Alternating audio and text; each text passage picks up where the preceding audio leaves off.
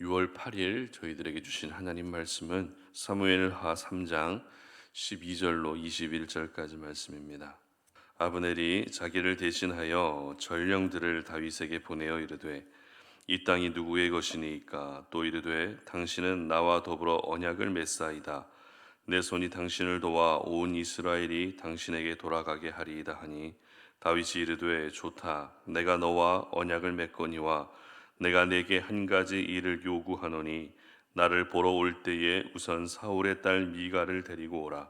그리하지 아니하면 내 얼굴을 보지 못하리라 하고 다윗이 사울의 아들 이스보셋에게 전령들을 보내 이르되 내 처 미가를 내게로 돌리라. 그는 내가 전에 블레셋 사람의 포피 100개로 나와 정혼한 자니라 하니 이스보셋이 사람을 보내어 그의 남편 라이스의 아들 발디엘에게서 그를 빼앗아오매 그의 남편이 그와 함께 오되 울며 바후림까지 따라왔더니 아브넬이 그에게 돌아가라 하매 돌아가니라. 아브넬이 이스라엘 장로들에게 말하여 이르되 너희가 여러 번 다윗을 너희의 임금으로 세우기를 구하였으니 이제 그대로 하라. 여호와께서 이미 다윗에 대하여 말씀하시기를 내가 내 종 다윗의 손으로 내 백성 이스라엘을 구원하여 블레셋 사람의 손과 모든 대적의 손에서 벗어나게 하리라 하셨음이니라 하고 아브넬이 또 베냐민 사람의 귀에 말하고 아브넬이 이스라엘과 베냐민의 온 집이 선하게 여기는 모든 것을 다윗의 귀에 말하려고 헤브론으로 가니라. 아브넬이 부하 20명과 더불어 헤브론에 이르러 다윗에게 나아가니 다윗이 아브넬과 그와 함께한 사람을 위하여 잔치를 배설하였더라. 아브넬이 다윗에게 말하되 내가 일어나 가서 온 이스라엘 무리를 내 주 왕의 앞에 모아 더불어 언약을 맺게 하고 마음에 원하시는 대로 모든 것을 다스리시게 하리이다 하니 이에 다윗이 아브넬을 보내매 그가 평안히 가니라. 아멘. 기반을 갖추는 데 집중하라 라는 제목으로 오늘 아침 말씀 전합니다.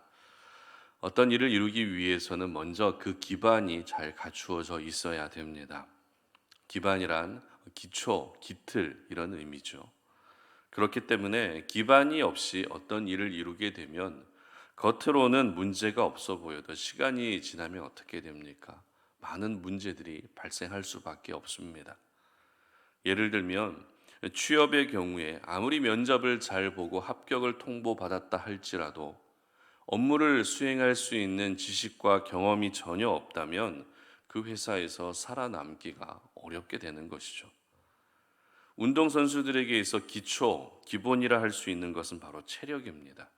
그런데 기초 체력을 갖추지 않은 가운데서 실력으로 잠깐 스타가 된다면 그 스타의 삶은 결국 오래 갈 수가 없다는 것입니다. 그렇기 때문에 어떤 일이든지 기반을 갖추는 것은 매우 중요합니다.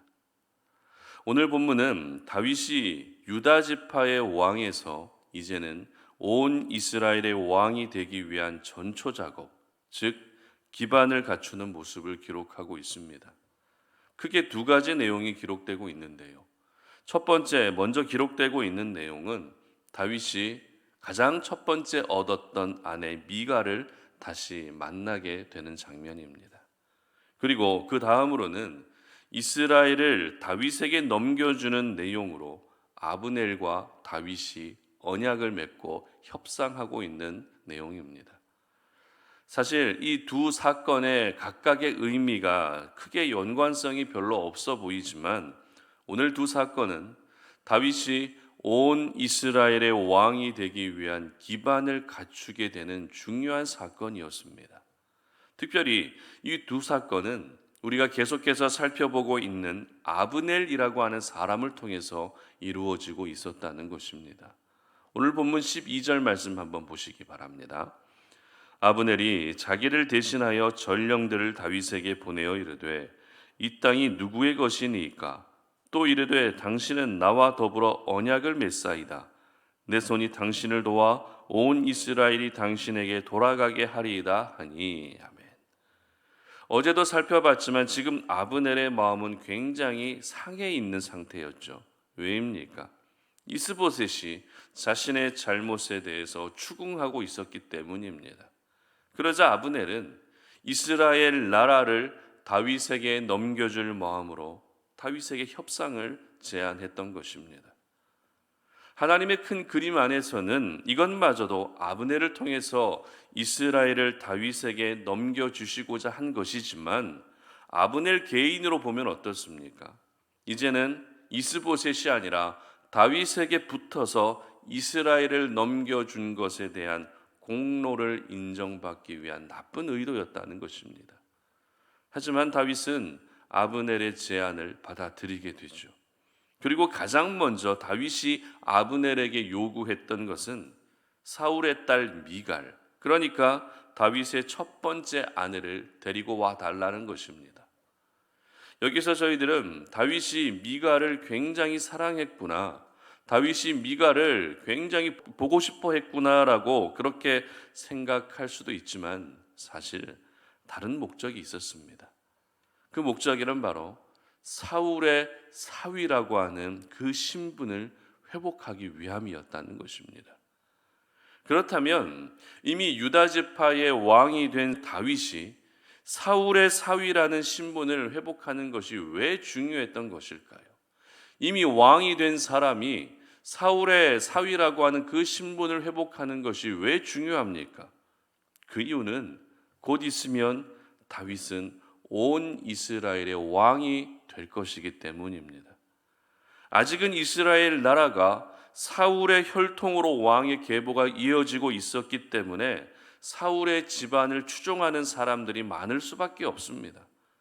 그런 상황에서 이스라엘 사람들의 반감을 최소화할 수 있는 방법이 바로 다윗은 사울의 사위로서 마땅히 온 이스라엘의 왕이 될 자격이 있다라는 것을 보여주는 것이었던 것입니다. 따라서 첫 번째 아내인 미갈을 데리고 오라고 한 것은 이스라엘의 왕, 온 이스라엘의 왕이 되기 위한 기반을 갖추고자 하는 다윗의 전략이었던 것입니다. 그리고 이어서 아브넬이 행동했던 것은 17절 말씀 한번 보시기 바랍니다. 아브넬이 이스라엘 장로들에게 말하여 이르되 너희가 여러 번 다윗을 너희의 임금으로 세우기를 구하였으니, 그리고 이어지는 19절도 보시기 바랍니다. 아브넬이 또 베냐민 사람의 귀에 말하고 아브넬이 이스라엘과 베냐민의 온 집이 선하게 여기는 모든 것을 다윗의 귀에 말하려고 헤브론으로 가니라. 아멘. 바로 이스라엘 장로들을 설득하는 일을 했다는 것입니다. 그리고 장로들뿐만 아니라 사울의 출신 지파인 베냐민 지파 사람들까지 설득하고 있었습니다. 이제 조금 있으면 다윗은 온 이스라엘의 왕이 됩니다. 중대한 일을 앞두고 있는 상황에서 다윗은 아브넬을 통해서 이스라엘 사람들로부터 혹시라도 받게 될 비난과 거부감을 모두 없애고 있었던 것입니다. 그리고 얼마 지나지 않아 드디어 다윗은 온 이스라엘의 왕으로 세워지게 됩니다. 특별히 우리가 다윗이 왕으로 세워지는 순간을 보게 되면 다윗은 결코 힘으로 이스라엘을 제압했다라는 것을 느낄 수가 없습니다. 무리하게 왕이 되기 위해서 무력을 사용하지 않았다는 것입니다. 이스라엘 사람들이 다윗을 찾아와서 스스로 우리의 왕이 되어 달라고 부탁하게끔 하나님은 이 모든 일을 가장 순리대로 가장 순적하게 행하고 계셨던 것이죠. 그렇습니다. 우리가 기반이 갖추어지게 되면 내 힘으로 무리하지 않아도, 내 힘으로 너무 많은 힘을 들이지 않아도 모든 일을 하나님이 순적하게 행하여 주시는 것입니다. 기반이 갖추어지게 되면 모든 영역에서 하나님의 세밀한 간섭을 느끼게 되는 것입니다. 그러므로 중요한 것이 무엇입니까? 기반을 갖추는 것입니다. 기반을 갖추는 것에 우리는 오늘도 더욱더 집중할 수 있어야 합니다. 그러나 저희들은 어떻습니까? 기반을 갖추기보다 결과를 먼저 보려고 하죠. 기반을 갖추는 과정은 대충 생략하고 성과를 먼저 보기를 원한다는 것입니다. 여러분, 기반이 갖추어지지 않은 가운데 이루게 되는 결과는 오히려 재앙으로 돌아올 수 있다는 것을 기억할 수 있었으면 좋겠습니다. 아무런 기반도 없이 좋은 결과만을 이루게 되는 것은 여러분 자신에게 오히려 큰 재앙으로 다가올 수 있다는 것입니다. 그런데 그 기반이라는 것이 내 힘으로 만들어낼 수 있는 부분도 있겠지만 결국에는 기반을 완벽하게 갖출 수 있게 하시는 분은 바로 살아계신 우리 하나님이시라는 사실을 절대 잊지 않으시기를 바랍니다.